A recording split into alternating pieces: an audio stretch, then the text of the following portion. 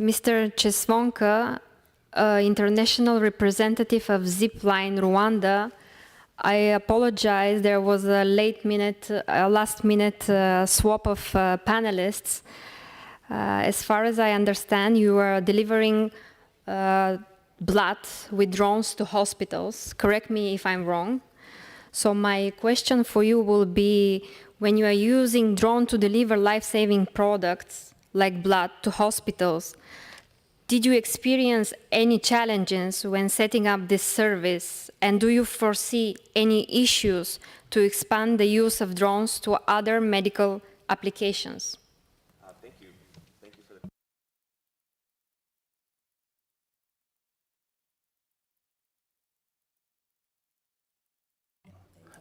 thank you all for having me today. It's an honor to be here, and I think it's a real testament to where aviation is headed when I, from a small drone company, can be seated side by side the Director General of one of my regulators. And I think building a good working relationship is vital to making this happen. Just to give you a little background about what Zipline does, we're a small drone company. We started operating in Rwanda in August 2016. We started delivering to a small number of hospitals and health facilities. We've done over 20,000 commercial deliveries now, which is about 34,000 plus units of blood.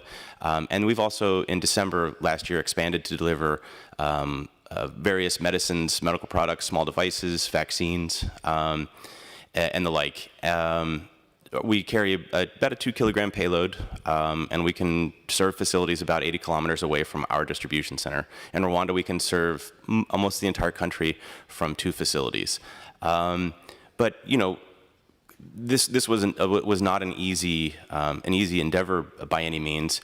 And we actually, I tell people, drones get a lot of the press, but drones, we're not a drone company per se, we're a medical logistics company. And we just happen to use drones because we think that it's the most efficient way to deliver.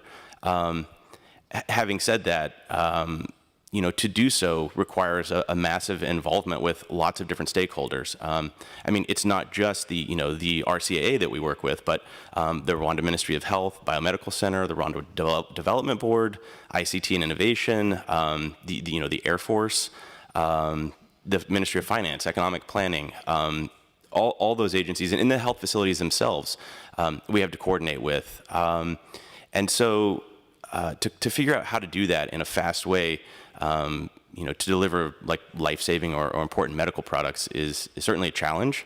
But what we found is, like any relationship, like good communication is the key, and making sure that we bring everyone to the table is very important. For example, we're obviously not the only airspace user, and while we segregate airspace from manned air traffic, it's still important to be transparent to other operators. And so, there is a commercial helicopter operation in Rwanda as well called Rwanda Aviation, and so we coordinate flights with them as well. So while it's certainly been a challenge to figure out how to handle the medical logistics piece, it's also been a very big challenge to handle the aerospace piece.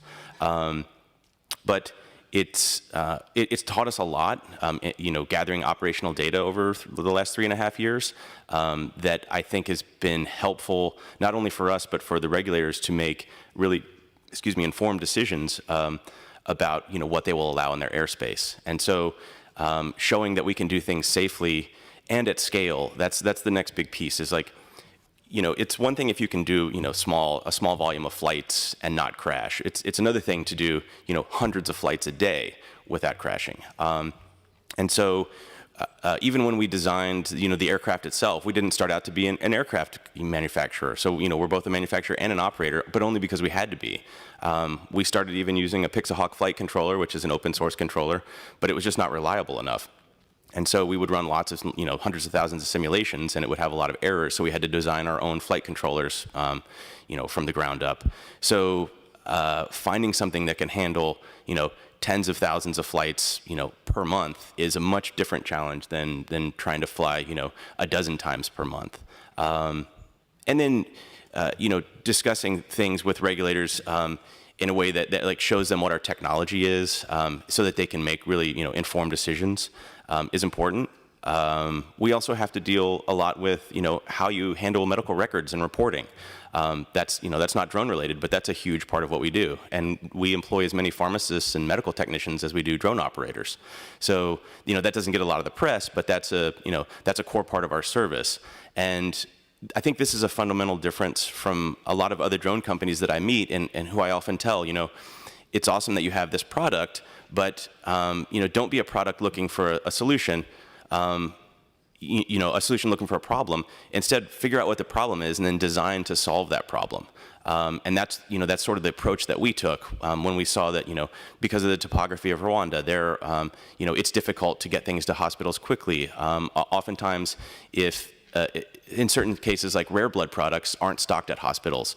Plasma and platelet equipment are not kept at small facilities. So those things just really aren't available on a widespread basis. And so, we had to decide, okay, how do we handle those products, and then can we get them to people, in a quick amount of time, so that a doctor and a driver doesn't have to leave the hospital instead of providing care for patients and spend, 2 to 4 hours driving to go pick up the products for those patients. And I think, about a third of the deliveries that we do are emergency situations. So, that makes a really big difference in the care of patients in rural areas.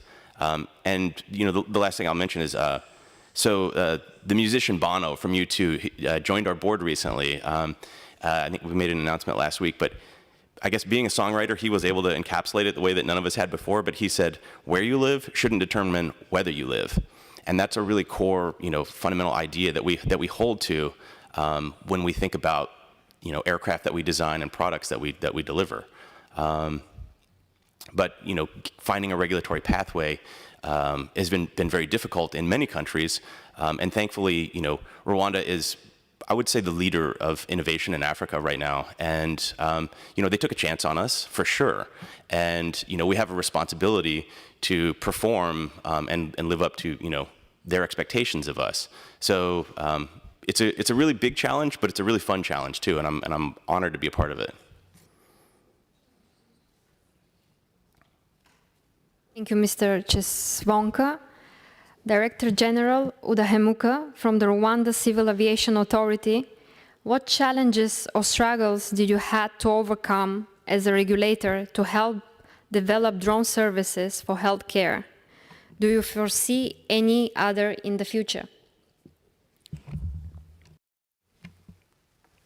Thank you very much for inviting us to this innovation fair. We appreciate being part of this ICAO World Aviation Forum, and we are going to share experience. Like the former president of South Africa said, Nelson Mandela, that it is only impossible until you do it. It was indeed very impossible in the beginning. It's no longer impossible because we did it. It's also very interesting sitting on this table as a regulator with people who really feel very uncomfortable with us. But I want to assure you that it's possible to work with innovators and make use of your innovations and ideas in improving the well-being of our nations and our people.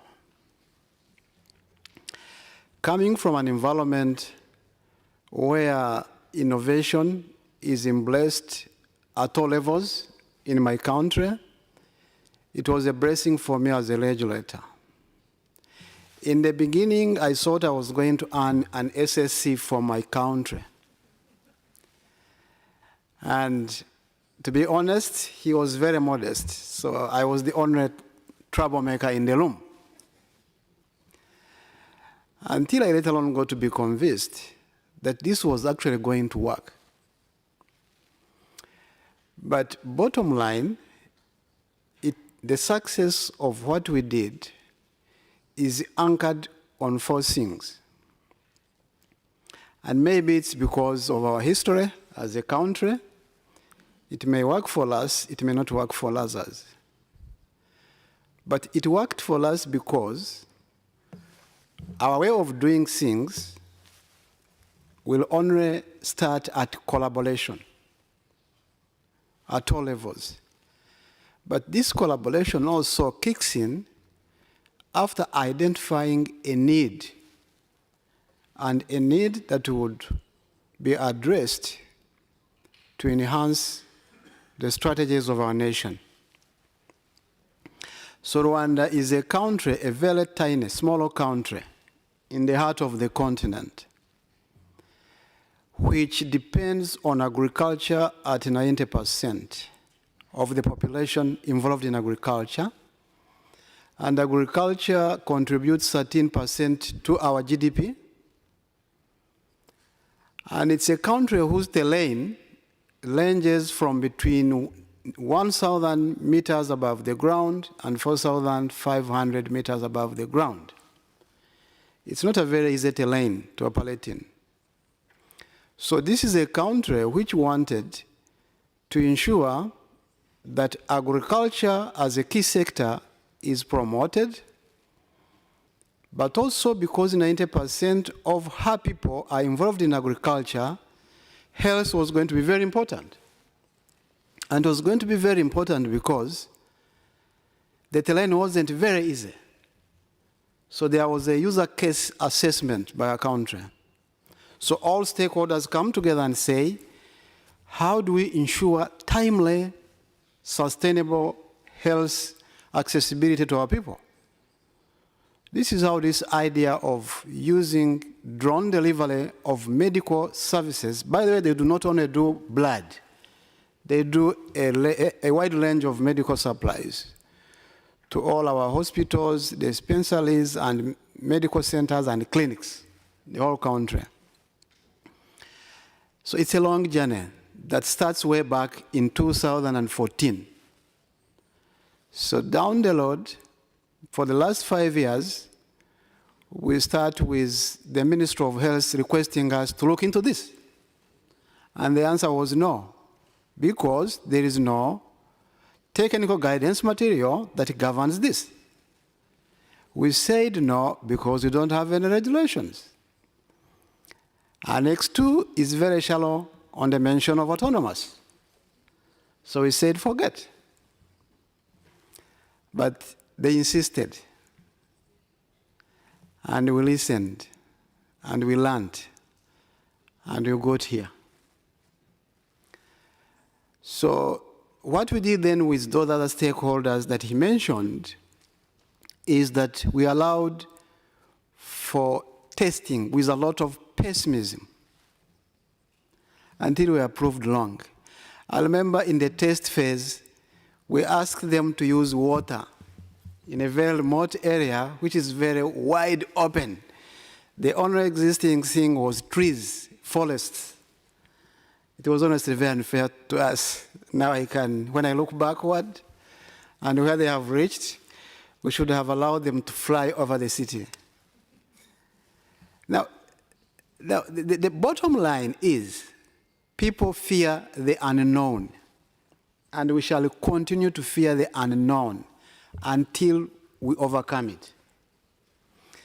So here we are. We have got we worked as guinea pigs for good reasons, and we have shared our regulation, the legal framework that governs the use of unmanned aircraft systems, to our regional bloc of 6 countries in the East African region. We have got an RSO called CASOA.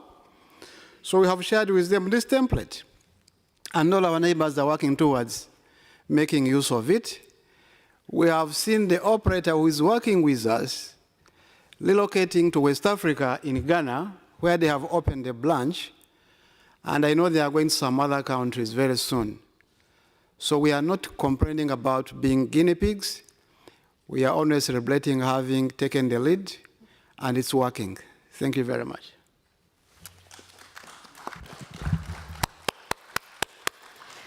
Thank you, Mr. Udahemuka.